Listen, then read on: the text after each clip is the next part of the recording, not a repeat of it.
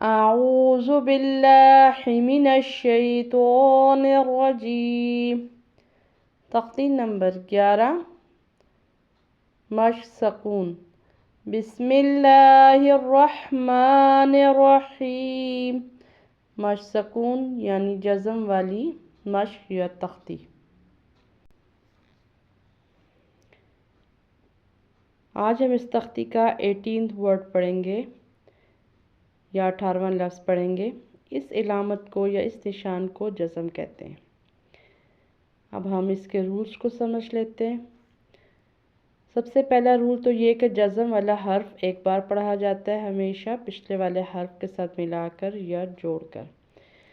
دوسرا حرف جو رول ہے اس میں وہ حروف قلقلہ کا ہوتا ہے۔ حروف قلقلہ 5 ہوتے ہیں: با، جیم، دال، تو، قاف۔ یہاں پر حروف قلقلہ میں سے با ہے۔ جب حروف قلقلہ ساکن ہوتے ہیں یعنی ان پر جزم آتے ہیں تو تب ہم ان کو قلقلہ کر کے پڑھتے ہیں۔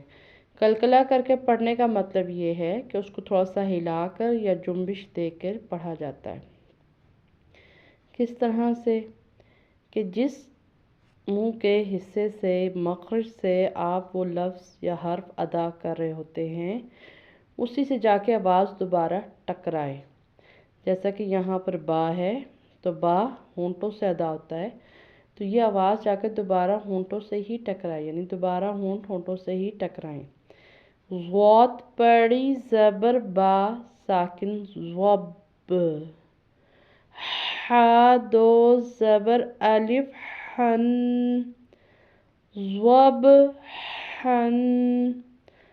اب یہاں پر ضاد کے تلفظ کا بھی خیال کرنا ہے کہ اس کو موٹا اور پر پڑھنا ہے، یعنی موٹی آواز سے پڑھنا ہے۔ اور یہ جو ہم ضب کر رہے ہیں یہ قلقلہ ہے، صرف ضب نہیں پڑھنا، ضب تو یہ قلقلہ ہوگا۔ ح دو زبر الف حن۔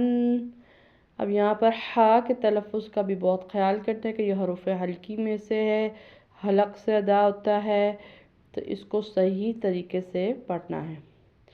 آسان لفظ ہے، پریکٹس کریں، انشاءاللہ جلد سمجھ میں آ جائے گا۔ اللہ حافظ۔